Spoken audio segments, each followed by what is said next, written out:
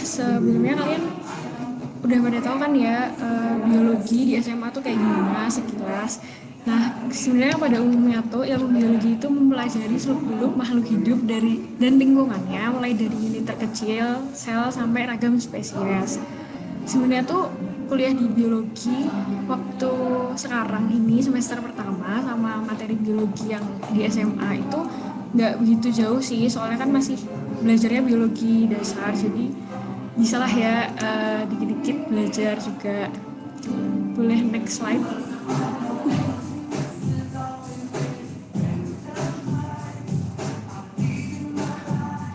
Nah, ini ada materi kuliah dari semester 1 sampai semester 8. Kalau misalnya semester 1 tuh sama semester 2 tuh masih paket, jadi nggak perlu KRS-an kayak jurusan-jurusan yang lain. Biasanya kan udah langsung ada KRS-an gitu, tapi kalau di biologi, khususnya aku di UNS itu masih paket sih. Terus pelajarannya tuh juga belum yang menjurus kayak ke biologi molekuler, apa kayak fisiologi gitu-gitu. Jadi kayak masih ada fisika dasar, ada kimia dasar, mungkin di FMIPA lainnya juga ada kayak gitu. Terus kalau udah semester 3, semester 4 selanjutnya itu udah nanti lanjut ke materi-materi yang menjurus, biologinya udah menjurus. Nah, kalau misalnya semester 4 tuh biasanya tuh ada praktikum, dan praktikumnya itu biasanya apa ya, kalau misalnya aku dapat info dari kating-kating sebelumnya itu praktikumnya biasa digunain nanti buat skripsi juga. Boleh next slide.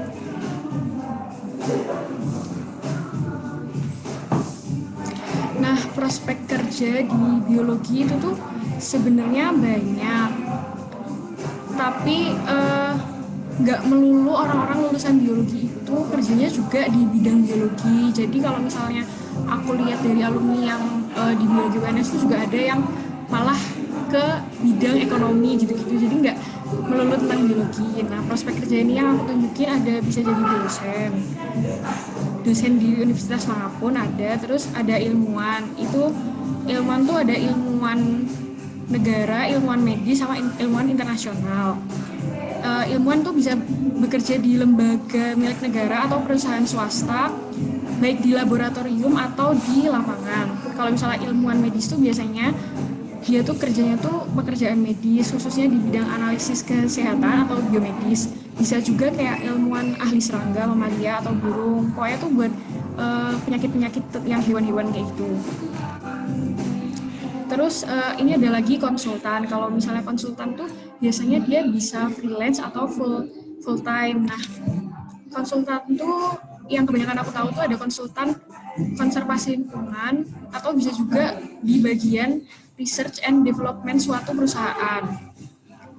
Terus yang keempat ada staff laboratorium. Contohnya tuh quality control.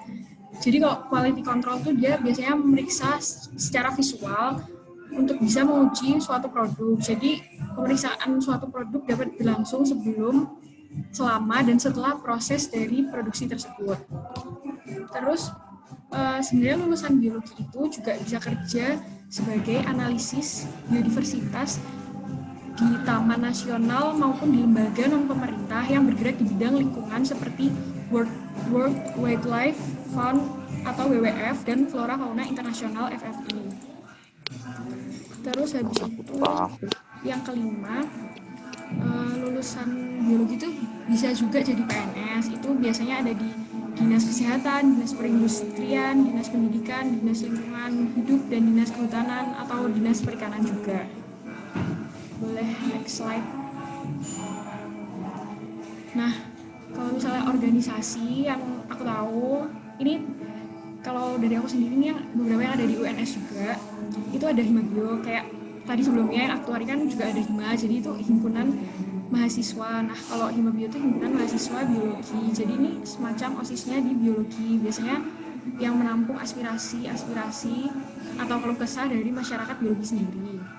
Terus habis itu ada kelompok studi. Nah, kalau kelompok studi itu di biologi itu wajib buat mahasiswa bio. Jadi ini tuh maksudnya mengelompokkan masyarakat bio sesuai minat yang diinginkan. Jadi kalau misalnya aku sendiri itu ke Enviro. Nah, di Enviro itu kita kayak belajar tentang lingkungan hidup, di lingkungan itu kayak gimana.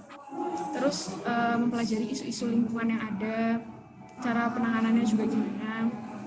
Nah, yang lain tuh ada juga kayak biopics. Kalau misalnya biopics itu biasanya belajar tentang fotografi di lingkungan itu gimana, atau juga bisa buat apa ya, biasanya tuh cara buat ngefoto hasil pengamatan di mikroskop itu yang bisa hasilnya biar jelas tuh kayak gimana. Terus biasanya kalau misalnya kelompok studi gitu kan ada awalnya tuh kayak ada apa ya, bukan diklat sih tapi ya bisa dikatakan diklat. Jadi itu nanti selama diklat tuh misalnya kalau aku kan di Enviro ya, itu bisa aja nanti kita diajak jalan-jalan ke gunung atau ke pantai buat belajar juga sama mengamati lingkungan isu lingkungan yang ada kayak gimana. Terus yang ketiga ada Young Scientist. Young Scientist yang aku tahu itu wadah pengembangan kegiatan keilmiahan di FMIPA seperti PKM, Public Speaking, dan perlombaan. Terus yang keempat ada BEM FMIPA, itu lembaga eksekutif ya, jadi dia yang ngejalanin atau istilahnya eksekutor. Sama yang kelima DEMA FMIPA, itu lembaga legislatif, ibaratnya dia yang mengawasi jalannya kegiatan dari BEM sendiri. Nah, ini ada cara belajar. Kalau ini aku sebenarnya nggak begitu ngerti ya cara belajar buat ujian yang kemarin udah aku lewatin di 1 semester di biologi. Soalnya kan setiap orang juga belajarnya beda-beda. Tapi kalau misalnya yang aku terapin ke aku sendiri itu, karena pengalamanku kelas 12 itu aku kan belajar kayak lebih banyak nyatet, karena menurutku tuh bakal work gitu di aku, tapi ternyata nggak yang segitunya work. Jadi aku coba ngubah cara belajarku. Kalau misalnya kuliah sendiri kan agak beda dari SMA, tapi nggak yang sebeda itu sih, masih lumayan sama. Kalau misalnya aku sendiri, biasanya sih aku lebih suka baca materi. Biasanya sebelum ada suatu mata kuliah itu dosennya kadang udah ngasih materinya duluan, jadi biasanya bisa dibaca-baca dulu. Terus habis itu nanti kalau misalnya ada materi dari dosen yang kira-kira nggak ada di handbooknya gitu, bisa ditambahin sendiri. Jadi lebih nyatet, lebih ngedengerin apa yang dikasih tahu dosen daripada nyatet gitu sih. Soalnya nggak tahu kenapa kayak nggak ada waktu buat yang bener-bener nyatet gitu. Terus aku juga biasanya kayak lebih bukan ngehafalin tapi lebih ke bener-bener baca ulang-ulang, jadi aku bisa hafal lebih jauh gitu. Terus kan kalau di biologi sendiri kan ada praktikum kan. Nah, menurutku praktikum itu benar-benar berguna banget buat kita lebih tahu materinya, karena kan kalau dikasih dijelasin sama dosen itu kan biasanya cuma teori, tapi kalau misalnya kita udah praktikum sendiri kan kita bisa tahu gimana seluk beluknya dari suatu materi itu, maksudnya kayak bisa disambungin sama materinya. Jadi kita kayak ternyata ini dari asal mulanya dari kayak gini. Jadi kayak benar-benar belajar dari praktikum, dan itu juga bisa buat kita lebih dong juga sih. Soalnya kadang-kadang dosen kan kita nggak selamanya ngerti juga apa yang dikasih tahu dosen. Boleh next. Terus kalau suka dukanya di biologi, kalau aku sendiri sukanya itu bisa meneliti hal baru, terus tahu asal usul banyak hal yang ada di alam, terus hafal banyak nama ilmiah meskipun sekarang nggak begitu. Terus ada kelompok studi yang asik-asik, bisa buat refreshing juga. Nah kalau misalnya dukanya tuh tiap minggu tuh buat laporan praktikum, terus nyari referensi buat beberapa praktikum itu cukup sulit. Tapi karena biasanya kita kan juga kerjasama sama teman-teman, jadi bisa diatasi sih. Sama kadang-kadang nanya ke cutting juga banyak yang mau bantu, jadi bisa-bisa aja. Terus kan kalau misalnya di hampir semua jurusan yang ada di Saintek, semua univ itu kan nggak lepas dari praktikum, jadi kadang-kadang jenuh sama buat laporan praktikum setiap minggu. Tapi nggak apa sih, kan namanya juga risikonya kuliah di jurusan Saintek, ya emang kayak gitu dan harus dijalani juga sih. Boleh next. Nah ini ada beberapa pertanyaan dari RSPD. masuk. Kalau kalian masuk di UNS tuh, kalau ini di biologi UMS ya yang aku tahu, soalnya di biologi UGM gitu nggak begitu tahu sih. Kemarin sempat nanya ke temanku tapi belum dijawab.